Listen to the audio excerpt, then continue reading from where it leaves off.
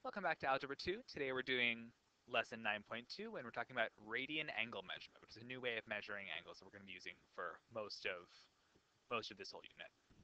So before we do anything else, we have a quick video that we're going to show because animation shows a little bit better than just a drawing.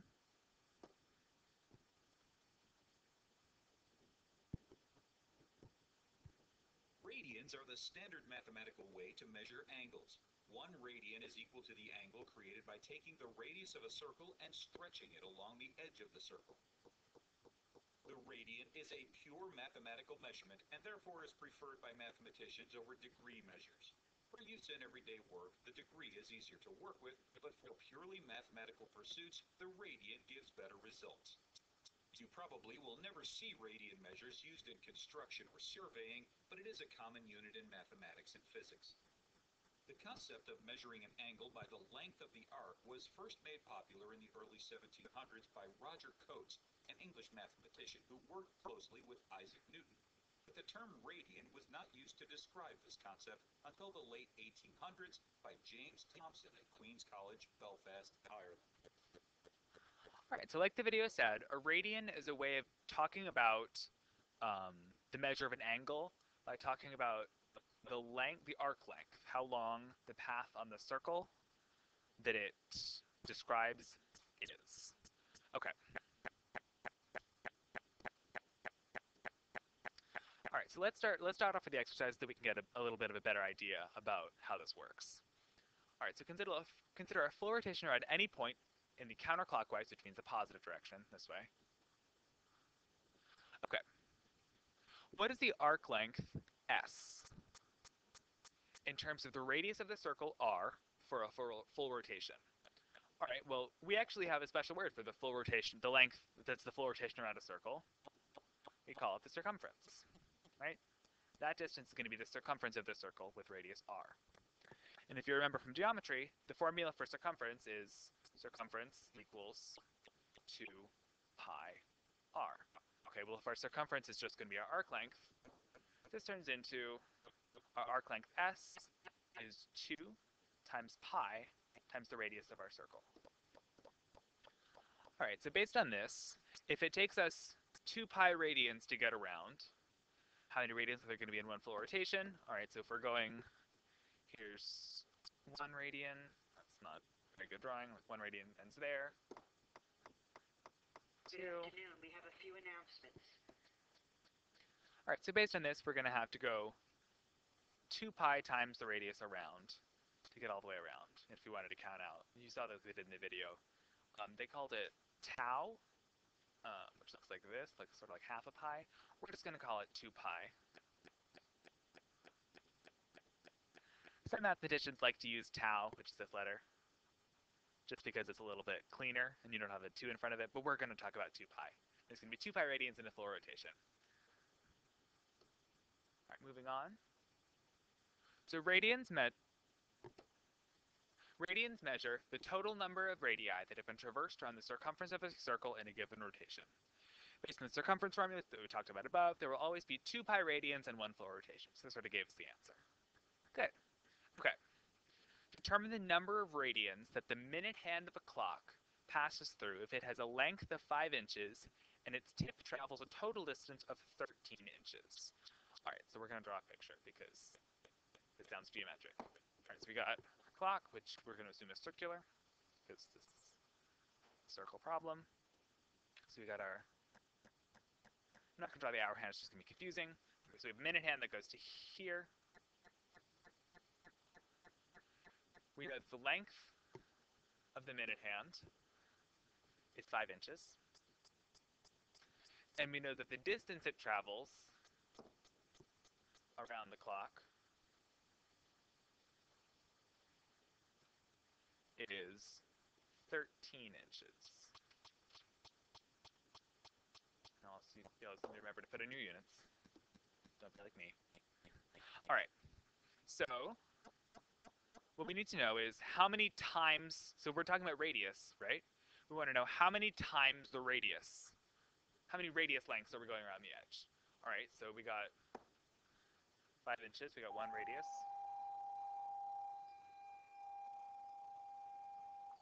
Sorry about that.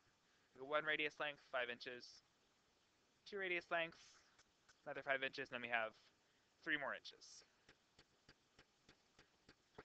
Okay, so we got 2 radians plus 3 inches. So 2 and 3/5 radians, which we're going to write as 2.6. And you don't have to write radians normally when you have an angle measure like this. If it's not degrees, you're going to assume it's radians. So we can write radians just in case. Just while we're still getting used to them. All right. So if a pendulum swings through an angle of 0.55 radians, what distance does its tip travel if it has a length of 8 feet? All right, cool. So we're going to draw another picture. So we got our pendulum. Goes to here. It's got like a ball on the end, I guess. Okay. And it swings to here. Swings through an angle of 0.55 radians. And the length of the pendulum, this blue length, is 8 feet. Okay. So we're trying to find, let me just scroll down a little bit. Nope, can't scroll down. There we go. So we're trying to find the distance that the tip travels, which is going to be least length as it swings, right? That's what we want to know. Okay, well, the 0.55 radians tells us that the distance we travel here, our question mark, is equal to 0.55 the length of the radius, which is 8. Well, 0.55 times 8, and that's going to equal 4.4. So this length is going to be 4.4 feet. So we're going to use the relationship where between radius, arc length, or S, and the angle measure to solve a lot of problems, and it's going to make a lot of problems much easier for us. So moving on to exercise 3. Radians are essential in the study of higher-level mathematics and physics, and they are the angle measurement of choice for the study of calculus. It is important to be able to convert between the angular system of degrees and that of radians. Now we're going to work on that. So consider 1/2 of a full rotation. Okay, well, 1/2 of 360, we draw a picture. 1/2 of 360 is going to be 180 degrees. And in terms of radians, well, if all the way around is 2 pi, halfway around it's going to have to be pi radians. 180 degrees and pi radians. Okay, so using the 2 equivalent angles of rotation in A, convert a 30-degree angle into the equivalent angle in radians. Okay, so we start with a 30-degree angle. We can do this a couple different ways. We can do it with ratios. We can do it with conversion factors. I'm going to do conversion factors for now. Okay, so we know that 180 degrees, switch to a different color, 180 degrees equals pi radians, right? All right, so if we're going to get 30 degrees on one side, what do we have to divide by both sides by? To get 30, it's going to be 6. So we divide this by 6, we divide this by 6, and we get 30 degrees. Johnson, if you're in the building. Sorry about that. We're going to get 30 degrees equals pi over 6. All right. So I talked a little bit about conversion factor. So what would that look like? Okay, so if we know that 180 degrees equals pi radians. Okay, well, if we divide both sides by pi, we get 1 radian equals 180 over pi degrees, right? So if we have any number of radians, we just have to multiply by 180 over pi. In the same way, we can also get, if we solve for 1 degree, we can get that 1 degree equals pi over 180 radians, which is divide both sides by 180. So if we have any number of degrees, we can just multiply by pi over 180 and get it in terms of radians. So if we check this over here, so here we have 30 degrees, so we have a number of degrees. So we're going to use our green thing over here. We're going to multiply both sides by 30 because we have 30 degrees instead of 1, and we get 30 pi over 180, which is going to be pi over 6. So if you're turning degrees into radians, multiply by pi over 180. If you're multiplying radians to degrees, multiply by 180 over pi, the reciprocals. If you're all set with that, let's move on to exercise 4, and we can use either our conversion factors or we can use the algebra we did in 3b. All right. So convert each of the following angles. Convert each of the following angles in degrees to radians. Express your answers in terms of pi. This is important. A lot of answers are going to be in terms of pi because pi is not going to simplify out nicely unless you have some really horrible degree measurement. Okay, so if we have theta equals 90 degrees, okay, so we have degrees, we're going to turn into radians, we want to use our green thing up here.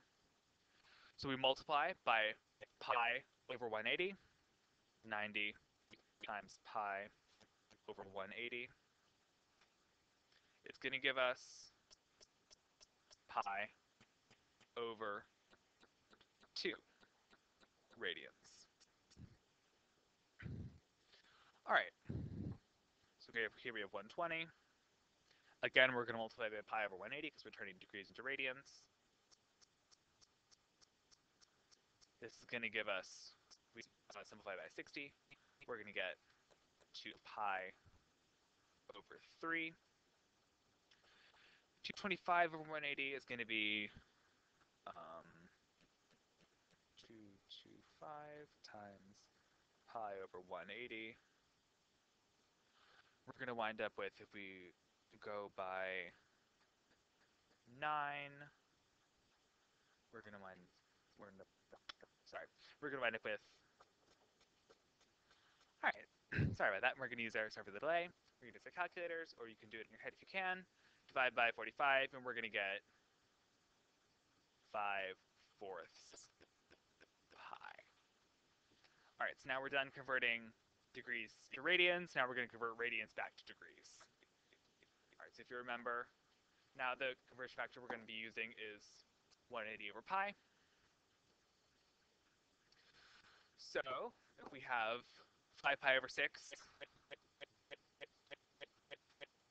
radians times 180 over pi, well, our pi's are going to cancel, so we're not going to have any pi's left over. And we're going to have, our 6 is going to cancel with our 180 to make 30, and we're going to have 150 degrees on the top. And if you're using a calculator for this, that's totally fine. There's nothing wrong with doing that. I just don't have one on the board right now. All right, so we have, here now our angle is going to be 3 pi over 2. 3 pi over 2. We're going to multiply by 180 over pi. Our pi's, again, are going to cancel.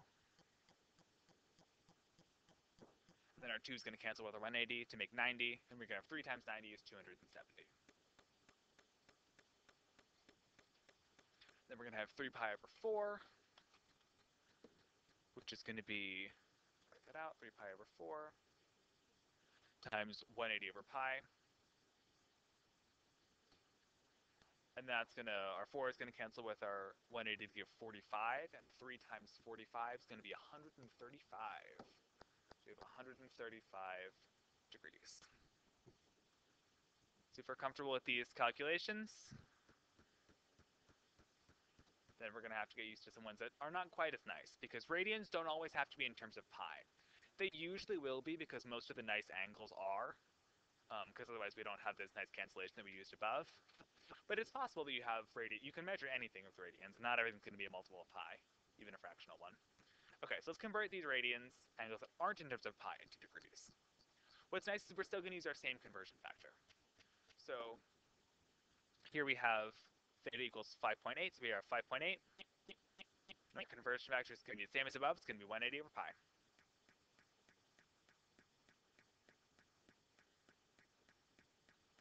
So this one we're just going to do in a calculator.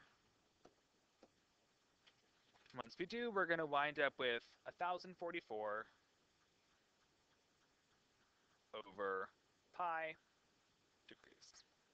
Unpleasant, but not the worst. All right, so if we do the same thing, we're going to wind up with 4.2 times over here, 180 over pi. Here, once we do that, we wind up with 756 over pi.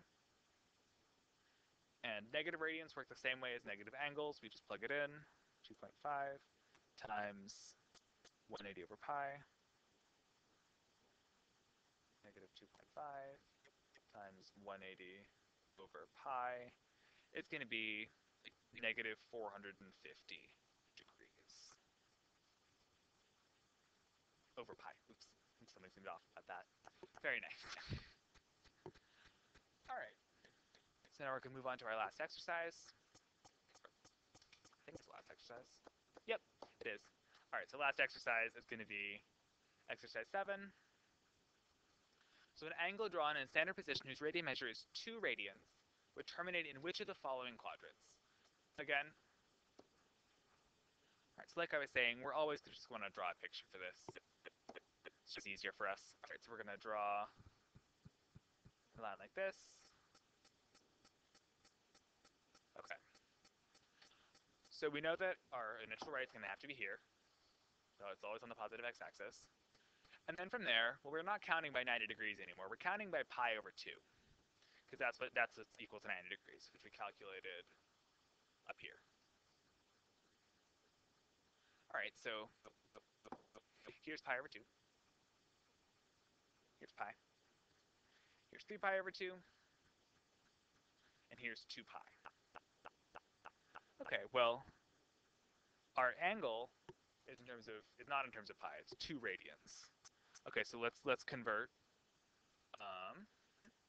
Convert's the wrong word. Although, let's do that too. We can convert our. So we have 2 ways to do this. The first way is to say that, okay, so pi is about 3.14.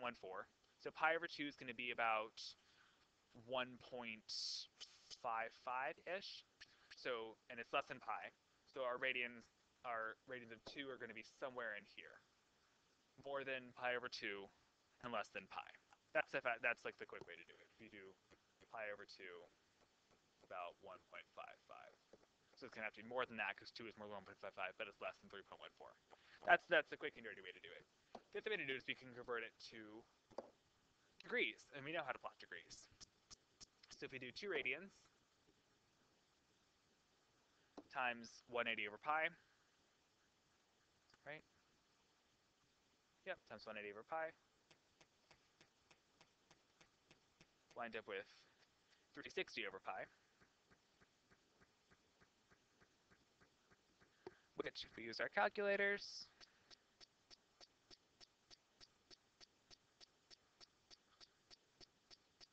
.360 over pi is about 114 degrees. So if we do that, we go to 90 and we go a little bit more. So maybe my thing should be a little bit less than what it is, but still in that second quadrant. So both these ways are totally fine ways of doing it. You can either set up your signposts of your pi over 2's to find your quadrants, or you can just convert to degrees and plot like we did anything else. Both those ways are perfectly fine, and they're perfectly acceptable on this or any other examination. For now, make good choices and be kind to each other.